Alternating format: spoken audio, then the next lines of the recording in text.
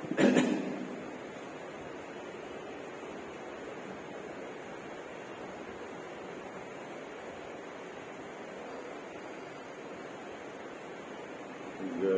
श्री ओम नमः सिद्धेभ्यः। जय श्री ओम नमः सिद्धेभ्यः। जय श्री ओम नमः सिद्धेभ्यः।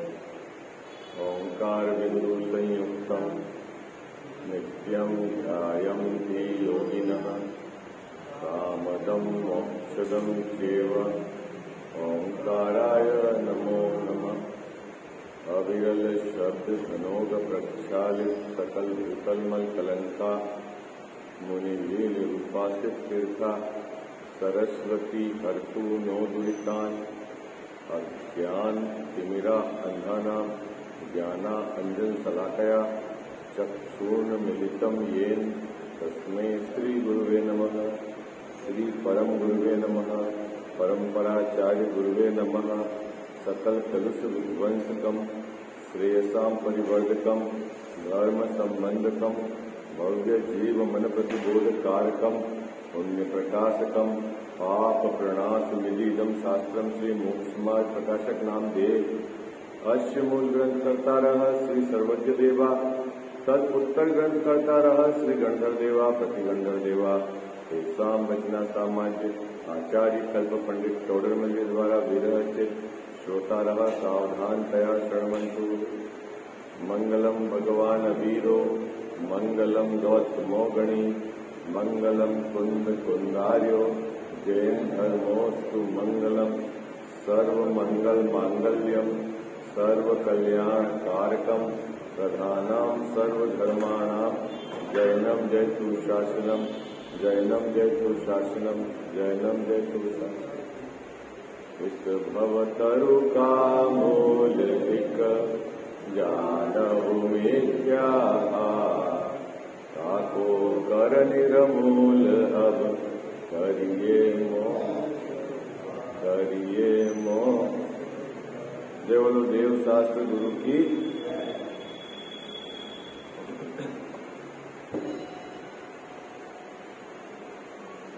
यदि अपने भीतराग भाव नहीं है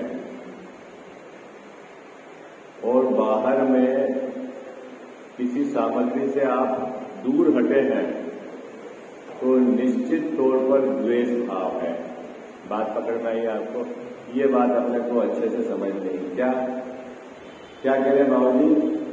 यदि आपके वीतराग भाव नहीं है, यदि आपके नीह कषाय भाव नहीं है और आप किसी सामग्री से दूर हटे हैं तो निश्चित तौर पर आपके क्या होगा? द्वेष भाव है। क्योंकि वीतराग भाव भी नहीं है और द्वेष नहीं है तो फिर उस सामग्री से क्यों हटे आप?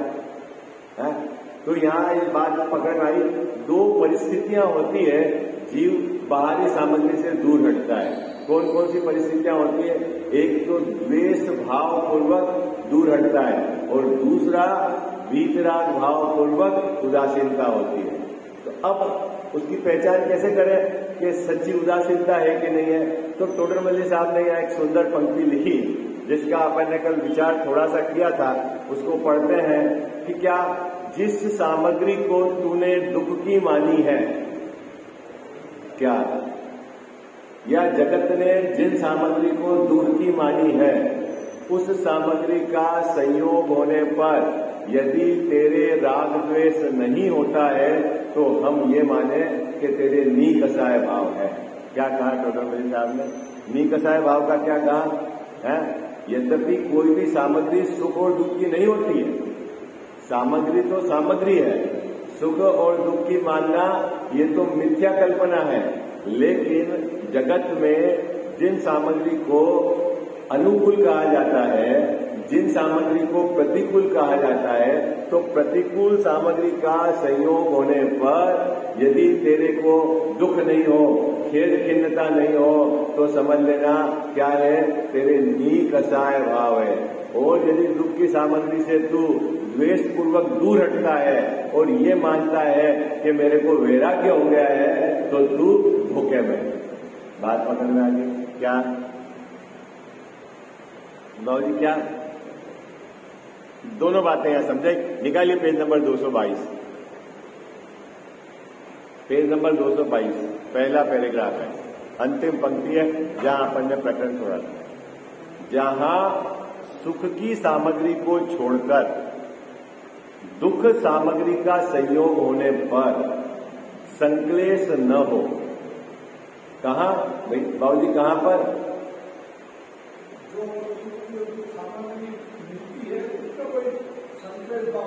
नहीं, सुख की सामग्री को छोड़कर दुख की सामग्री का संयोग होने पर। आई बात अब, यदि आपके दुख की सामग्री का संयोग है, अपन को एक बात तो ये अच्छे से समझ लें कि सामग्री में सुख दुख है नहीं, है ना, ये तो बिल्कुल अच्छे से समझ लेना। लेकिन जगत में फिर भी जगत का बंटवारा है कि ये सामग्री सुख की है और ये सामग्री दुख की है ना, है? तो अब भैया प्रतिकूल शरीर में रोग हो गया और तेरे परिणाम यदि संक्लेश वाले हो रहे हैं तो फिर या तूने ऐसा माना कि शरीर तो रोग का ही घर है? एक एक रोग में 96 रोग होते हैं और उसके प्रति द्वेष बुद्धि रखकर उदासीन हुआ तो वो काम नहीं चलेगा, ये बात है। तो फिर उदासीनता कैसे होती है कि बोले वीतराग भाव पूर्वक सच्ची उदासीनता होती है। ये है, जैसा बात पकड़ में आ गई आपको, ये है मुद्दा, है ना। रात द्वेष करके आप किसी चीज से दूर हट गए हैं, और इससे तो मेरी पटती नहीं, विचारधारा नहीं मिलती, अपन इससे दूर हट गए, तो वो दूर हटना वैराग्य नहीं है, वो दूर हटना उदासीनता नहीं है, वो दूर हटना द्वेष है? हाँ, द्वेष है, द्वेष। तो फिर क्या? तो जब उस व्यक्ति का संयोग हो जाए, है ना, और आपके परिणाम संक्लेश नहीं हो तो समझ लेना आपको सच्चा नी कसाय भाव है। यह है मुद्दे वाली बात, समझ में आई आपको? क्या दो बातें हो गई है क्या बाबूजी? सामग्री द्वेष से भी छूटती है और क्या वीतराग भाव से भी उदासीनता आती है ना। एक तो हुआ द्वेष और एक होता है वीतराग भाव।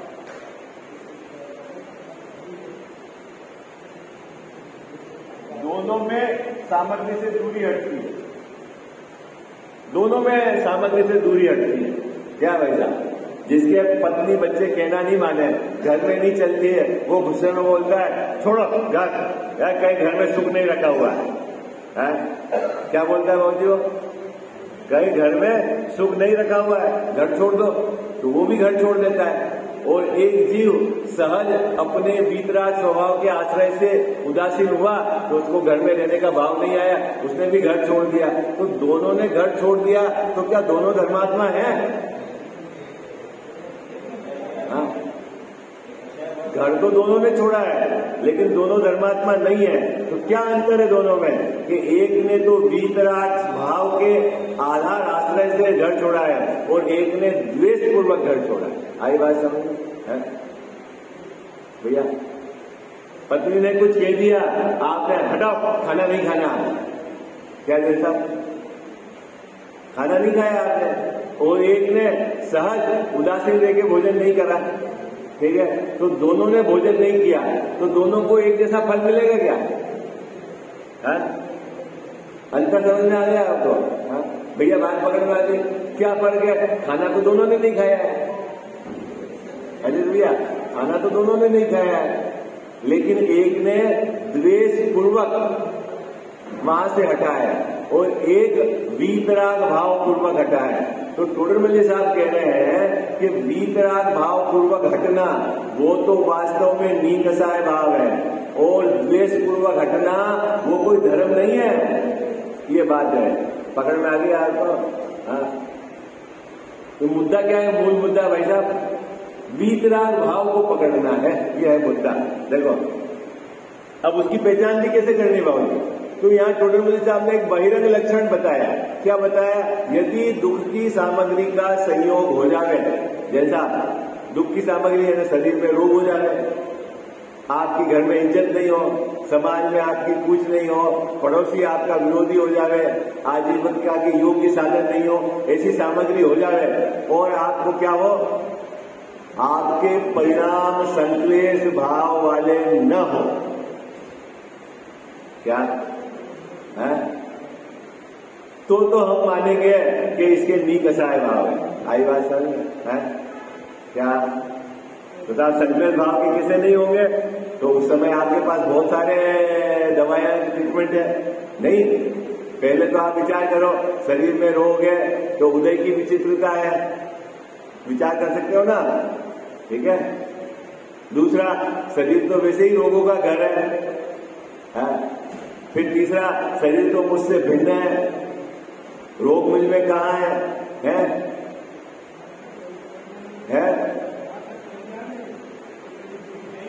तो माता नहीं बोलना तो कहाँ पहुंचता है, कहाँ पहुंचना है हमने को? विचार तो करना ही पड़ेगा ना बाबू जी। हाँ, तो दुख कैसे मिटेगा इसकी खोज करनी है अपने को। तो टोडरमल साहब ने कहा परिस्थिति कैसी भी आ जाए, क्या यदि तेरे परिणाम संक्लेश नहीं होते हैं, इसका मतलब है तेने आगम का अभ्यास करके अंदर में यथार्थ निर्णय ले रखा है। जिसने आगम का अभ्यास नहीं किया, यथार्थ निर्णय नहीं लिया, वो नियम से संक्लेश परिणाम पूर्वक ही परिणमन होगा। अंतर है। जैसा कंपनाचार्य मुनिराज को चारों तरफ उन्होंने क्या आग लगा दी, गंदी वस्तुएं रखकर आग लगा दी और उनके परिणाम बाबूजी नहीं बिगड़े।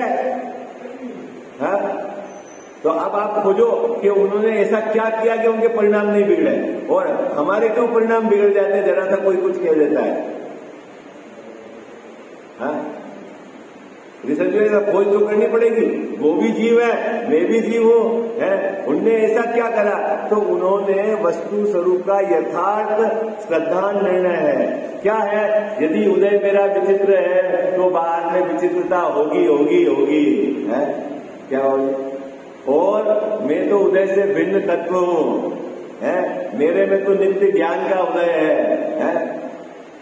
बोलो, ये सब आपको खबर है कि नहीं है? याद आती है कि नहीं समय पे? तो है मजा। क्या कह रहे हैं? निकषाय भाव किसको कहना? बोलो जल्दी बोलो, ये तो कल की बात है, आज अपने को विषय आगे चलाना। निकषाय भाव किसको कहना? जब दुख की सामग्री का संयोग होवे और हमारे परिणाम नहीं बिगड़े, संक्लेश न हो, तब समझ लेना कि वो निकषाय भाव है, वीतराग भाव है। आई बात समझ में? और यदि द्वेष हो जाए तो राग द्वेष है, उसमें क्या दम है? ठीक है, समझ में आ गई बात? चले आगे। ऐसी भ्रम रूप उनकी प्रवृत्ति पाई जाती है। किनकी प्रवृत्ति पाई जाती है बाबू जी? भ्रम रूप निश्चयाभासी मिथ्या दृष्टि की ऐसी प्रवृत्ति पाई जाती है। अब हमारी प्रवृत्ति भी यदि इस प्रकार की है तो अपन किस कैटेगरी में आ गए? किस कैटेगरी में आ गए? जनता इस कैटेगरी में आ गए। इस प्रकार जो जीव केवल निश्चयाभास के अवलंबी है, क्या कह रहे हैं टोडरमल साहब? जो जीव निश्चय के अवलंबी नहीं है, निश्चयाभास के अवलंबी है, जो निश्चय को जानते ही नहीं और निश्चय के आभास का जिसको श्रद्धा है उसको बोलते हैं निश्चयाभास का अवलंबन लेना। जो जीव निश्चयाभास के अवलंबी हैं वो क्या करते हैं? उन्हें मिथ्या दृष्टि जानना। क्या भले बाबूजी वो बोलते हैं मैं शुद्ध हूँ, मैं बुद्ध हूँ, मैं एक हूँ, ये शुभ अशुभ भाव दोनों छोड़ने योग्य है, लेकिन वो क्या है? मिथ्या दृष्टि।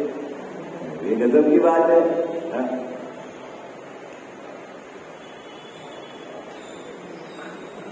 जैसे वेदांती और सांख्यमती जीव केवल शुद्धात्मा के श्रद्धानी है, उसी प्रकार इन्हें भी जानना।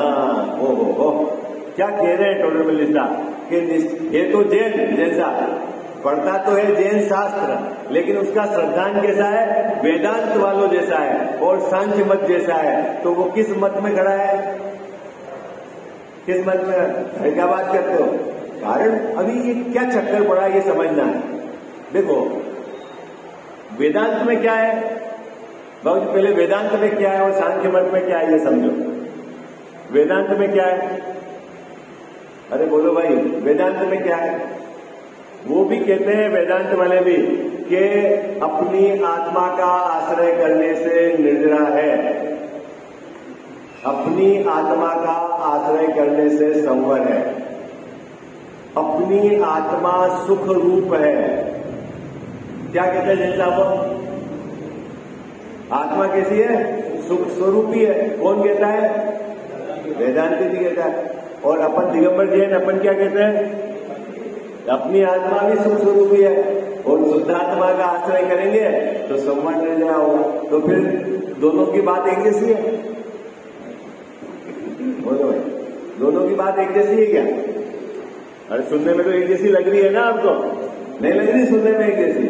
अंतर क्या है बाबू जी? अंतर यह है कि वेदांत वालों ने एकांत शुद्ध माना है आत्मा। क्या माना है? बड़ी शांति से सुनना बात को। क्या क्या है? वेदांत वालों ने क्या माना है? एकांत आत्मा को शुद्ध माना है। उन्होंने पर्याय की अशुद्धता को स्वीकार ही नहीं किया। क्या किया उन्होंने?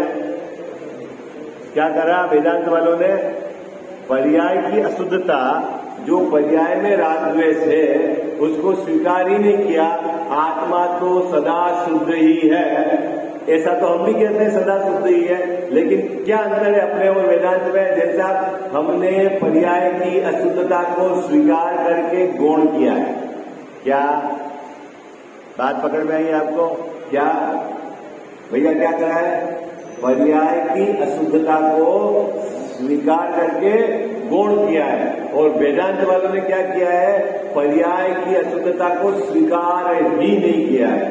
ठीक है, तो जब निश्चय के कथन उधर से सुनेंगे और इधर से सुनेंगे तो दोनों अपने को एक जैसे लगेंगे। और निश्चयवासी ने श्रद्धांत भी वैसा कर लिया है, पर्याय को तो उड़ा दिया है उसने पूरा है, और तो वो वेदांती हो गया। टोडर मल्लिक साहब क्या कह रहे हैं? वो वेदांती हो गया। और सांख्य मत ने क्या करा है? सांख्य मत ने क्या करा बाबू ये बताओ? सांख्य मत ने क्या किया है कि जो पर्याय में रागाधिक भाव होते हैं उसका कारण एकांत कर्म के ऊपर डाला है। क्या क्या हुआ? अपने यहां पे भी कहा है रागाधिक तो कर्म क्या है? बोलो क्या अंतर है बाबू जी? अरे कुछ समझ में आ रहा है नहीं आ रहा? कठिन तो नहीं हो रही बात? पहले तो मैंने क्या बोला? वेदांत और सांख्य मत। वेदांत में क्या अंतर है? वेदांत में पर्याय को स्वीकार ही नहीं किया। आई बात समझ में? क्या पर्याय को स्वीकार नहीं किया तो पर्याय की अशुद्धता उसको स्वीकार ही नहीं किया, अपने राग द्वेष है ही नहीं, स्वीकार ही नहीं किया। और सांख्यमती क्या कहता है कि पर्याय में जो अशुद्धता है उसका कारण एकांत क्या है? कर्म है। क्या मानता है जैसा? जब भी मैं जैसा आपको देखता हूं मेरे को गुस्सा आता है, तो मेरे गुस्से के कारण कौन? बोलो कौन? जैन साहब। एकांत क्या माना भाई साहब? एकांत आपने किसको माना? परद्रव्य को अपनी क्या है विकार का कारण माना। सांख्य मत ऐसा करता है। जैन दर्शन ने कभी उस राग को कर्म का कहा और कभी उस राग को जीव की पर्याय में उसकी स्वयं की उपादान की योग्यता से कहा। अभी ये क्या चक्कर है? अभी देखना बहुत मार्मिक बात है। क्या बात? द्रव्य, जैन दर्शन ने द्रव्य को शुद्ध माना, जैन दर्शन ने गुण को शुद्ध माना, ठीक है, और पर्याय में अशुद्धता होती है। बोलो क्या कहा साहब?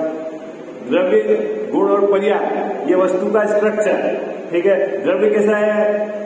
त्रिकाल शुद्ध, अरे बोलो भाई, द्रव्य कैसा है? त्रिकाल शुद्ध। गुण कैसे हैं? त्रिकाल शुद्ध। और पर्याय में अशुद्धता है। ठीक है, पर्याय में अशुद्धता है ना, है। अब सांख्य मत वाला पूछता है, जब द्रव्य शुद्ध है, गुण शुद्ध है, तो पर्याय में अशुद्धता कहां से आई? तो गुण के परिणमन का नाम तो पर्याय है। क्या बोलता है सांख्य मत वाला? अरे बोलो भाई, कठिन हो रहा है विषय आज? कठिन तो नहीं हो रहा है विषय? बाबू जी क्या प्रश्न है सांख्य मत वाले का? भाई जब गुण आपका शुद्ध है, पर द्रव्य आपका शुद्ध है, तो पर्याय में शुद्धता क्यों आई? क्योंकि गुणों के परिणमन का नाम तो पर्याय है। क्या तो उसने पर्याय की स्वयं की स्वतंत्रता को स्वीकार नहीं किया।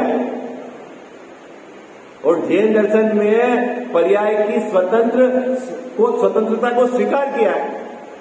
भले ही द्रव्य शुद्ध है, गुण शुद्ध है, लेकिन पर्याय में अपनी स्वयं की योग्यता से अशुद्धता होती है।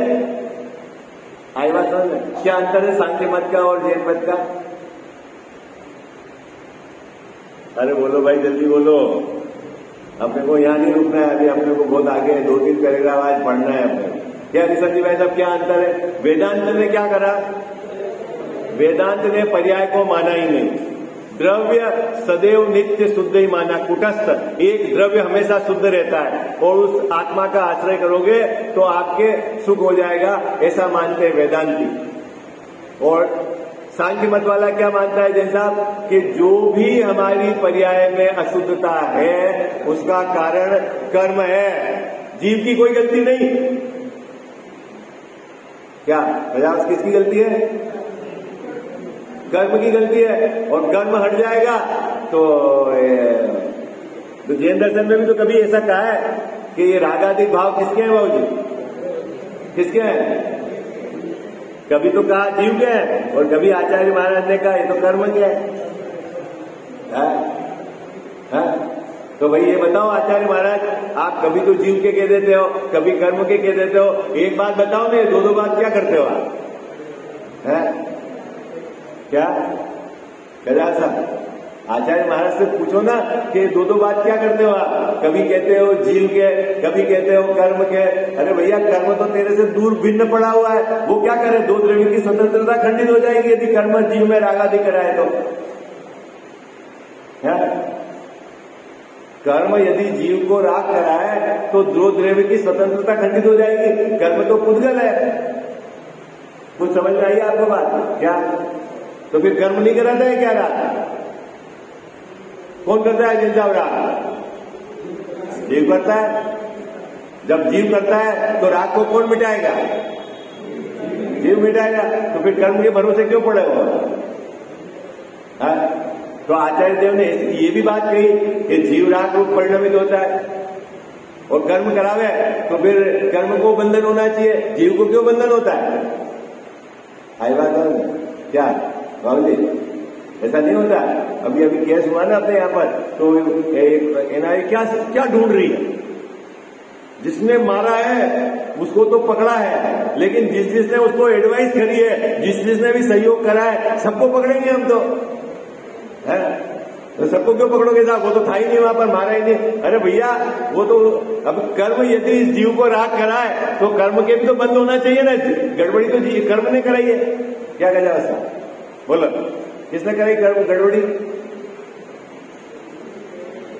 अरे बोलो भाई, किसने कराई गड़बड़ी? तब आचार्य महाराज कहते हैं रोक, ये तेरी स्वयं की गड़बड़ी है। आई बात समझ? कर्म क्या करे? कर्म बेचारे कौन? भूत तेरी। अब जब उसको बोल दिया तेरी गड़बड़ी है, तो वो उसको पकड़ के बैठ गया कि रागादिक का तो मैं ही करता हूँ, विकार का तो मैं ही करता हूँ। तो फिर उसको वहां से हटाने के लिए बोला, हट, ये विकार तू नहीं करता, तू जब बाहर की तरफ लक्ष्य करता है इसके कारण विकार होता है, विकार करना तेरा स्वभाव नहीं है। यही क्या बात? क्या कह जाता? कौन समझावे बात? बोलो, आप बताओ, खोज तो करो कि ये जीव सुखी कैसे होगा, मेरी पर्याय में रागादिक मिटेंगे कैसे, इसकी खोज करो ना। पहले तो रागादिक है कि नहीं मेरी पर्याय में, यदि है ही नहीं तो मिटाना क्या है, और यदि है तो किसकी कमजोरी है, किसकी कमजोरी है। जैसा मेरी पर्याय में रागादिक है ना, तो किसकी कमजोरी है, ये जीव की कमजोरी है। यदि आपने कर्म का पर्दे को पकड़ के बैठ गए तो फिर पर्दे को कितने को हटाओगे, है? पत्नी को हटाओ, पत्नी राग कराती है, बच्चा राग कराता है, बच्चे को हटाओ, है?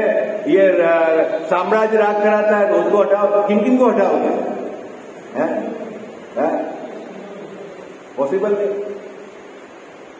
और आज तक जितने भी जीव है ना बाबूजी, जो गए सुखी हुए, उन्होंने बाहर से सामग्री नहीं हटाई है, अपने उपयोग को वहां से हटाया है। आई बात समझ में? क्या हटाया है? सामग्री को क्या हटावे, वो तो स्वतंत्र द्रव्य है, उसका परिणाम स्वतंत्र है, तू क्या हटावे उसको, क्या कहना होता है।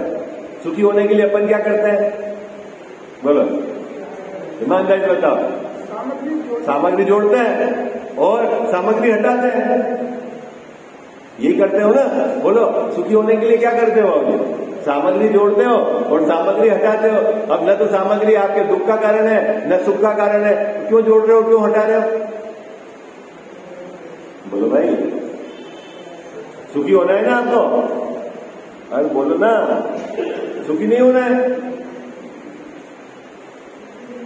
तो फिर क्या हटाना है, हा? क्या हटाना है तेरा सा, वो बाहर में जो फेरफार करने का जो तेरा विकल्प है वो हटा, वहां से खत्म, वहां से हट जा। तो हटेगा कैसे, तेरा उपयोग हटा दे, खत्म है, वो तो नहीं करना, नहीं करना तो दुखी रहे।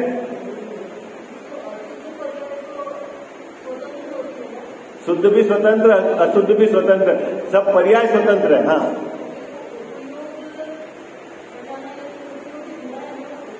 उपयोग जुड़ता है तो कर्म का बंद होगा, उपयोग यदि नहीं जुड़ेगा वो स्वभाव से जुड़ा हुआ है तो निर्जरा चलेगी उसके, भले ही बाहर में रागादिक हो।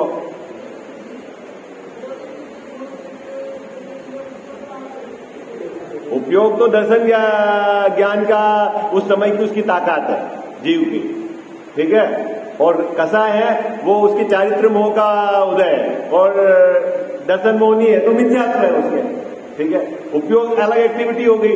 अब पर्याय में रागादिक है, वो चारित्र मोह में रागादिक है, और तेरा उपयोग यदि उस राग का अपने को कर्ता मान के बैठा हुआ है, उस राग से मैं अपने को बड़ा या इस राग को ऐसा करूंगा तो अच्छा हो जाएगा, तो ये तू किससे जुड़ा हुआ है,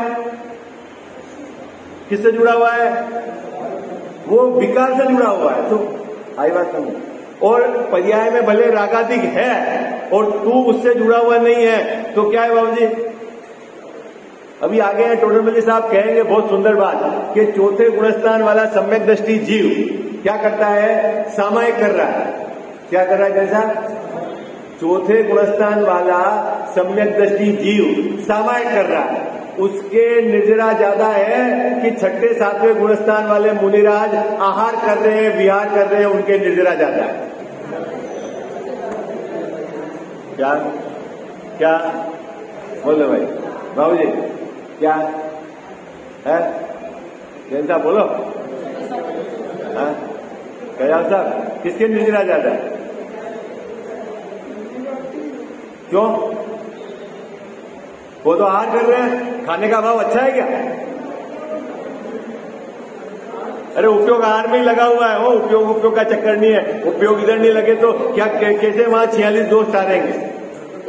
हाँ, आई बात समझ में, क्या किसके निर्जरा ज्यादा है बाबू, क्यों है, आपने ऐसे ही ठोक दिया गप्पे, कोई आधार है आपके पास, बताओ है?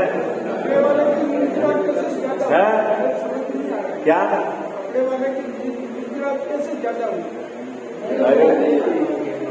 अरे मैं कपड़ा भी हटा दूं आप चाहो तो, बोलो हटाऊं कपड़ा। कोई मुनिराज जो चौथे गुणस्थान में है, ठीक है, वो सामायिक में बैठे हुए हैं, और कोई मुनिराज छठे सातवें गुणस्थान में वो आहार लेने के लिए निकले, बोलो उनके भी कपड़ा नहीं, फिर किसके निर्जरा जाता है, फिर कपड़े की क्यों बीमारी लाया,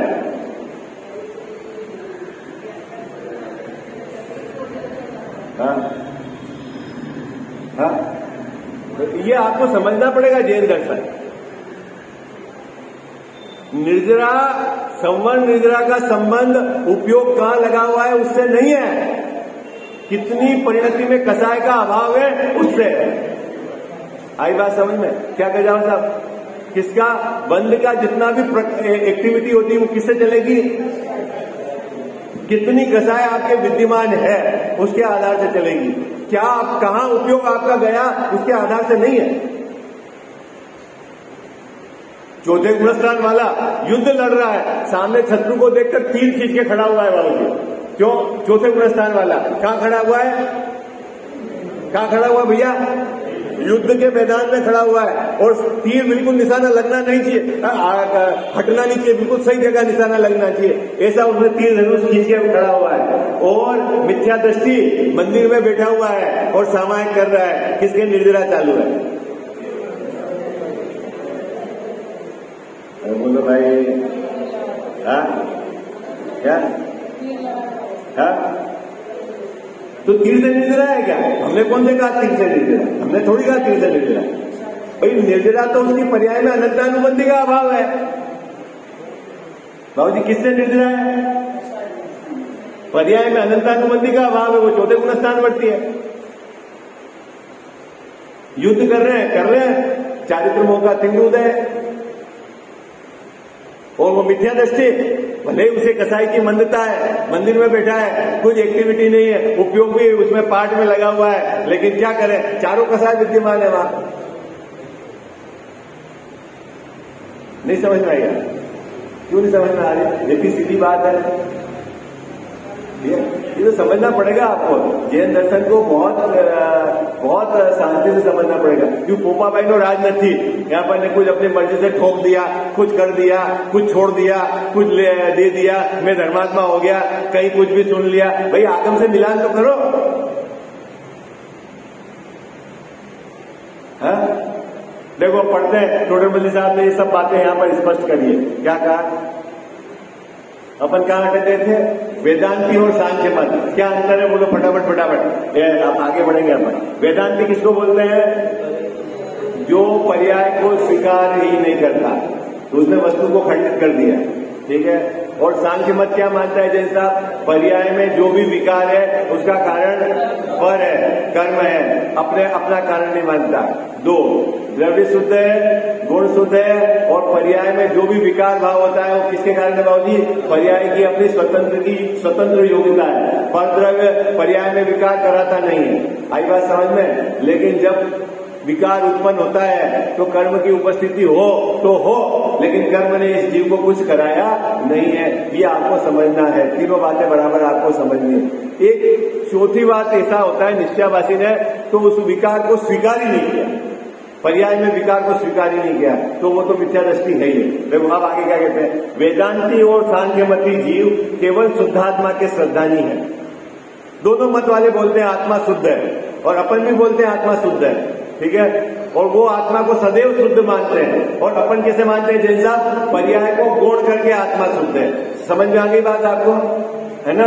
क्या अपने और उनमें क्या अंतर है? उनके तो पर्याय में विकार है ही नहीं, क्योंकि पर्याय उड़ा दी है, और एक ने पर्याय को विकार का कारण दूसरे को माना, और जैन अपन ने क्या माना है? पर्याय में विकार है लेकिन उसको गौण करके अपने द्रव्य स्वभाव में विकार नहीं है उसका श्रद्धान करना, यह है जैन दर्शन। उसी प्रकार इन्हें भी जानना, क्योंकि श्रद्धान की समानता के कारण उनका उपदेश इन्हें इष्ट लगता है। अब इसने गहराई से अभ्यास करा नहीं तो ये बोलता है वेदांत वाले भी सही कहते हैं, सांख्य वाले भी सही कहते हैं, अपन भी सही कहते हैं, उसको मालूम ही नहीं क्या अंतर, तो सब उसको बढ़िया है। तो वो कौन से मत में खड़ा हो गया बाबूजी? वेदांत में हो गया। इनका उपदेश इन्हें इष्ट लगता है, तथा उन जीवों को ऐसा श्रद्धान है कि केवल शुद्धात्मा के चिंतन से तो संवर्ण निर्जरा होते हैं, वह मुक्तात्मा के सुख का अंश वहां प्रकट होता है, तथा जीव के गुणस्थान आदि अशुद्ध भावों का और अपने अतिरिक्त अन्य जीव पुद्गल आदि का चिंतन करने से आश्रव बंद होता है। क्या गड़बड़ी है? ये बहुत मार्मिक बात कही है। देखो क्या मानता है निश्चयवासी मिथ्या दृष्टि जैन साहब कि आत्मा का चिंतन करो, शुद्धात्मा का चिंतन करो, तब तो होगा क्या? संवर निर्जरा। और मेरी पर्याय में जो विकार है उसका यदि मैं विचार करूंगा तो मेरे को होगा आश्रवबन। क्या उसने गड़बड़ी कर रखी? क्या बाबू, क्या माना उसने? क्या माना भाई साहब? उसने क्या माना कि अपनी आत्मा का, और कैसी आत्मा का? शुद्धात्मा का श्रद्धान करूंगा तो मेरे को क्या होगा? संवर निर्जरा। ठीक है। और मेरे गुणस्थान में अभी मेरी पर्याय में राग है, इसका मैं विचार करूंगा तो मेरे को होगा आश्रवबन। क्या गड़बड़ी है इसमें बोलो? फिर पढ़ूं पैराग्राफ? आपको नहीं समझ में आ रहा फिर पढ़ता हूं। देखो बहुत मार्मिक बात है। केवल शुद्धात्मा के चिंतन से तो संवर निर्जरा होते हैं। क्या माना? मैं शुद्ध हूं, मैं शुद्ध हूं, मेरे में राग ने प्रवेश किया ही नहीं है, इस प्रकार मैं विचार करूंगा तो मेरे संवर निर्जरा। ठीक है। और अभी मेरी पर्याय में ये राग है, इस प्रकार का विचार करूंगा तो मेरे को आश्रवबन है। कौन ने माना ऐसा बाबू जी? कौन ने माना? निश्चयाभासी मिथ्या दृष्टि। अब मेरा प्रश्न है, क्या गड़बड़ी है उसकी मान्यता? बोलो भाई, जल्दी बोलो फटाफट। आप लोग इतने समय से 7 तत्वों का रोज अभ्यास कर रहे हो, नाना प्रकार से आपको मैंने 7 तत्वों के अपेक्षाएं समझाई। अब यहां मेरे को घटाओ इसमें कि क्या गड़बड़ी है इसमें।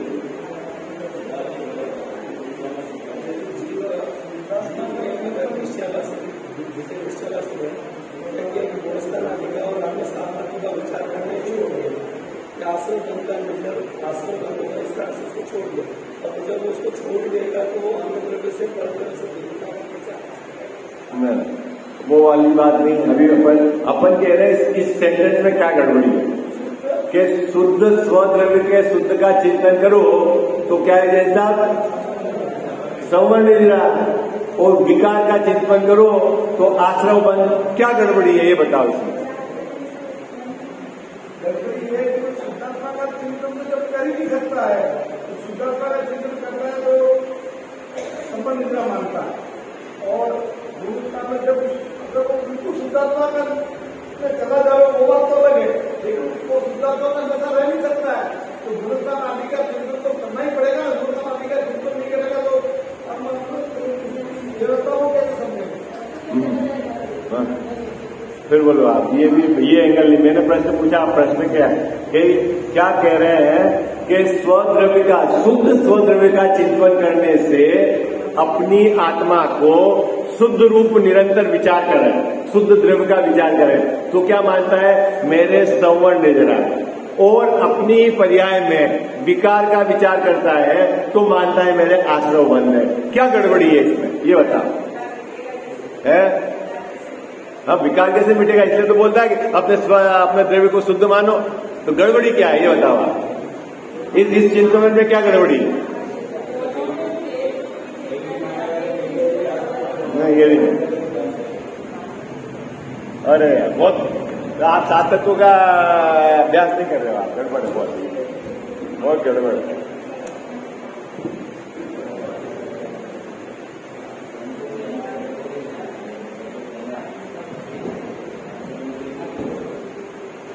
देखो एक बात समझो आप बहुत आराम से।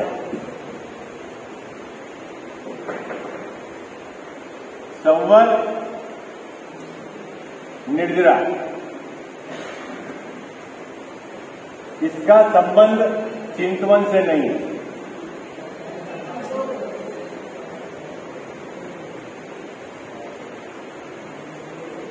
क्या बात समझनी पहले बाबूजी? क्या जैन साहब? संवर और निर्जरा, ठीक है, इसका संबंध क्या विचार कर रहे हो उससे नहीं। क्या इसका संबंध आपकी पर्याय में कितना कषाय का अभाव हुआ है उसके आधार से। इसका संबंध आपका उपयोग कहां है उससे भी नहीं है। दो बातें समझना बराबर। क्या संवर और निर्जरा, इसका संबंध आपका उपयोग कहां है उससे भी नहीं है, और किस चीज का विचार कर रहे हो उससे भी नहीं। क्या दो बात पकड़ में आई आपको? क्या दयाल साहब समझ में आ रही है? तो जी क्यों? क्योंकि संवर और निर्जरा का संबंध आपकी पर्याय में कितना कसाय का अभाव हुआ है उसके आधार से। किसके आधार से है? आपकी पर्याय में कसाय का कितना अभाव हुआ है। भरत चक्रवर्ती युद्ध करने के लिए गए, ठीक है, क्या करने के लिए गए? युद्ध करने के लिए गए, तो उनकी पर्याय में अनंतानुबंधी का अभाव था, तो उनके 41 प्रकृति का संवर चालू था, रुकी बंद नहीं था 41 प्रकृति का। कब बाबूजी?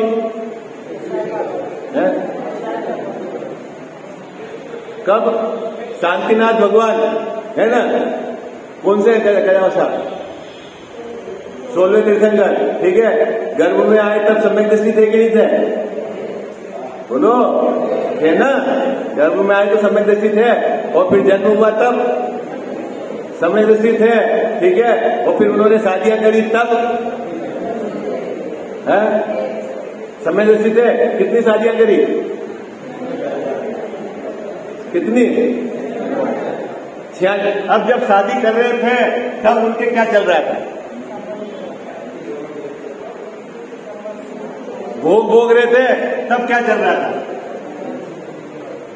कब? जब वो शादी कर रहे थे तब क्या चल रहा था? हाँ साहब, उपयोग नहीं होगा। अरे उपयोग नहीं हो तो शादी भी कैसे करें? हाँ? तो उनके क्या चल रहा था? बोलो भाई, क्या चल रहा था जैन साहब? उस समय 41 प्रकृतियां का रुका हुआ था बंद। क्यों भाई? अनंतानुबंधी कसाय थी नहीं उनकी पर्याय में, तो बंद नहीं होगा। उपयोग भले कहीं भी जाए और विचार किस भी करे। भाई आपसे पूछा जाए कि इस लड़की से आपका विवाह करेंगे, तो उसके बारे में यदि चिंतन करें, तो चिंतन भी किसका चल रहा है? कन्या के संबंध में। उपयोग भी लगा हुआ इधर और उधर, बंद नहीं हो रहा है उनको। ये क्या है? ये तो हमें समझ में नहीं आ रहा। क्यों समझ में नहीं आ रहा? क्यों समझ में नहीं आ रहा? जैसा चिंतवन क्या कर रहा है? महल बनाना होगा तो महल का नक्शा देखेंगे, तो चिंतवन क्या चल रहा है बाबूजी? महल बनाने का, ठीक है। और फिर आप कह रहे हो कि उनके संवर निर्जरा है। हाँ भाई, जो है अपन तो 41 प्रकृतियों की बात कर रहे हैं, है ना। जो 3 कसाय विद्यमान है उसका जो बंद चल रहा है, जो चालू है, लेकिन 41 प्रकृतियों का बंद रुका हुआ है, जिससे अनंतानुबंधी का सीधा संबंध है। आई बात है। अभी इसी जगह यदि कोई मिथ्या दृष्टि है, वो भगवान के मंदिर में बैठ के सामायिक कर रहा है। क्या कर रहा है गजब साहब? भगवान के मंदिर में बैठकर सामायिक कर रहा है। उपयोग कहां लगा हुआ है उसका? सामायिक में। चिंतन किसका कर रहा है? किसका चिंतन कर रहा है? जो पाठ में आया उसका। तो भी उसके सभी प्रकार की कर्म की प्रकृतियों का बंद हो रहा है?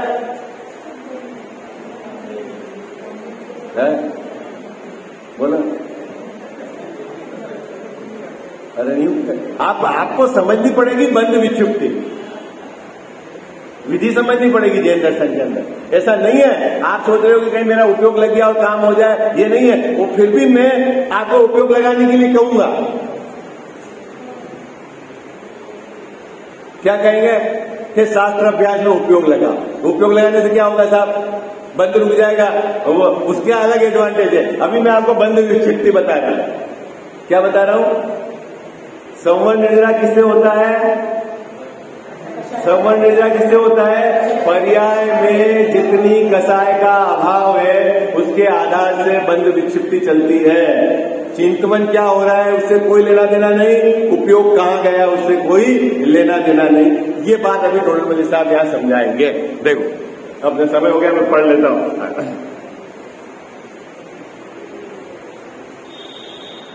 ये दोनों पैराग्राफ एक बार पढ़ लेता हूं, फिर मैं कल आपको समझाऊंगा इसका।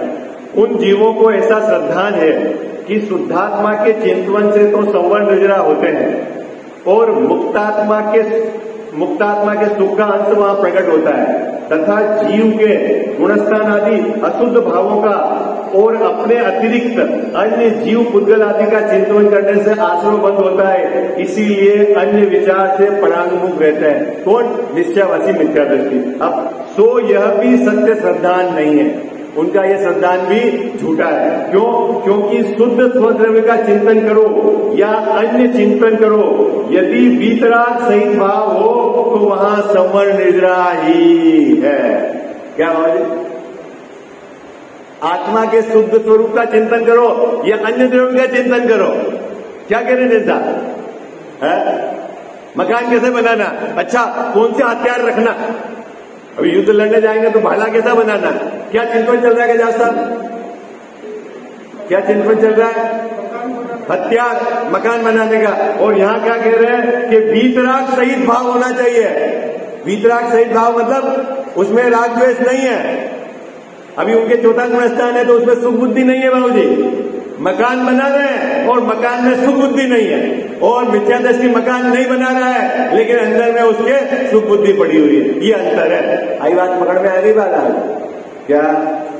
जैसा बात पकड़ में आई, वो चक्रवर्ती क्या महल बना रहा है और उसकी सुख बुद्धि नहीं है, उसमें नाना प्रकार के व्यंजन का भोजन कर रहा है लेकिन सुख बुद्धि नहीं है। आई बात समझ? और अपन ने भोजन छोड़ दिया है लेकिन भोजन में सुख बुद्धि है, ये अंतर है। आई बात समझ? अपन इस पेज को समझेंगे कल, है ना? असली धर्म क्या है ये समझना पड़ेगा आपको। जिनवाणी जग मैया जन्म दुख मेट दो, जिनवाणी जग मैया जन्म दुख मेट दो, जन्म दुख मेट दो, मरण दुख मेट दो, जन्म दुख मेट दो, मरण दुख मेट दो, जिनवाणी जग मैया जन्म दुख मेट दो।